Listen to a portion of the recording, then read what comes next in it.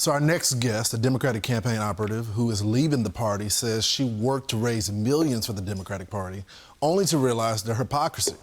They're the party of the rich.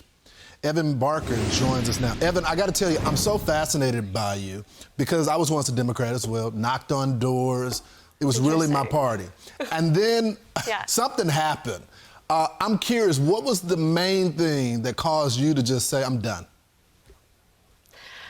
There was a lot of things, to be honest. I just want to say it is so crazy that I'm even speaking to you. If somebody had told me a month ago that I was going to be talking to Fox News, who I've been told is the enemy, I would never have believed it. But basically, yeah, I've worked in Democratic politics a long time. I've raised them millions of dollars, and I went to the DNC last month hoping to feel re-inspired, and instead I just felt like I was in a room with the most out-of-touch and elite people in the world.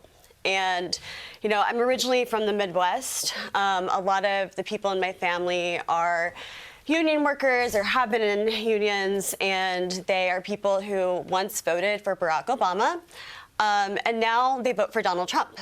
And for a long time, I did not understand why. And after raising money for Democrats and just being in these circles, I have realized that the donors control the party. Oh, yeah. They control everything. They control what the candidates prioritize. And I know that Republicans also have this issue too, but Democrats are much bigger hypocrites about it. And so I think what it comes down to is just the hypocrisy and the fact that I don't recognize this party anymore. You know, they've become the party of Dick Cheney, of Goldman Sachs, of endless proxy wars, of identity politics, you know, and I'm just at a point, you know, I've been very brave the last couple of weeks and I've gotten a lot of flack from a lot of people. And I'm just at the point where I can't stand it anymore and I have to speak out. So that's why. At first, I thought that she was drunk. You know what I'm saying? Because she kind of came on a little bit ditzy.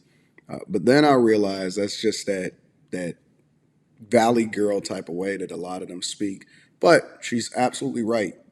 But before I get to the fact that she was absolutely right, let me say that a lot of us had this come to Jesus moment, and it's a lot of us that's still fighting it.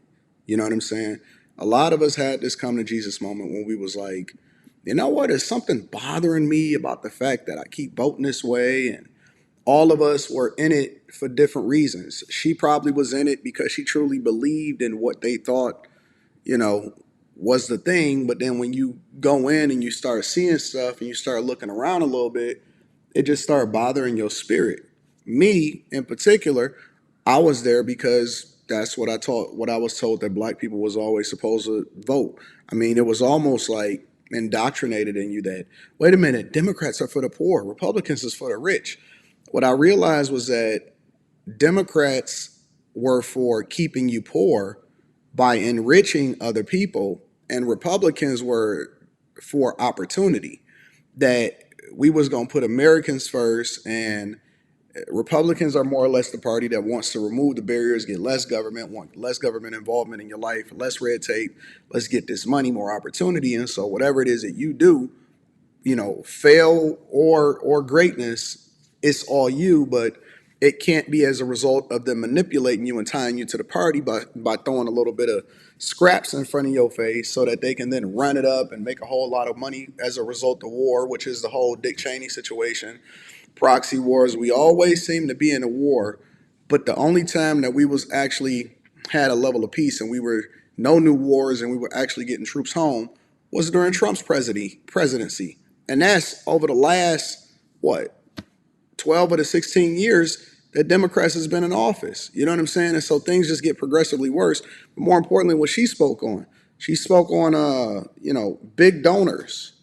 Democrats ain't gonna tell you that they got special interest groups and that they raised so much money, and I mean so much money from big donors, because it ain't coming from y'all, it ain't coming from the little people, it's coming from, because those are the sheep.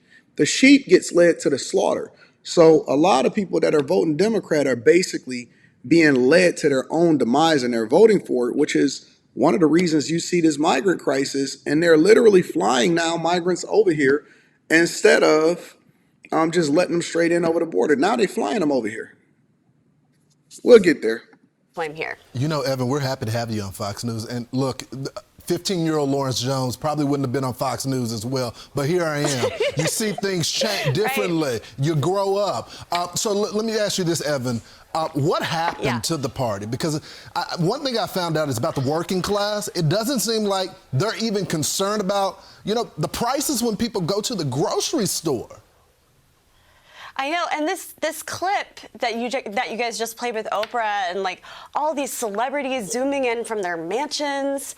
I mean, they're just telling us basically that all we need to have is optimism and joy, and that's going to fix our lives. And I'm just tired of it. I'm completely fed up. You know, my grandmother, she lives in Missouri. She voted for Obama twice. She's voted for Trump the last couple of times. You know, she's getting by just on her Social Security check right now. Mm-hmm. You know, and things have gotten so outrageously expensive. It is so difficult for her. You know, I want to see the Democratic Party talk about what they're going to do for my grandmother, not just have a bunch of celebrities fly in and tell us all to be joyful and optimistic. It's cringy. It's embarrassing. It is. Well, Evan, we're happy to have you. And I tell you what, I want you to come back as you continue this journey. And I'm curious, as this campaign goes along, I mean, we're only like 46 days away from election, who you're going to vote for. We'll bring you back on as you go through this journey. Okay. Thank you so much, my friend. We appreciate it. And I think that a lot of us, again, we got the come to Jesus moment. When you looked at what was happening with the whole Oprah event, I don't even think that Oprah is messing with Kamala Harris, but she can't take it back. You know what I'm saying?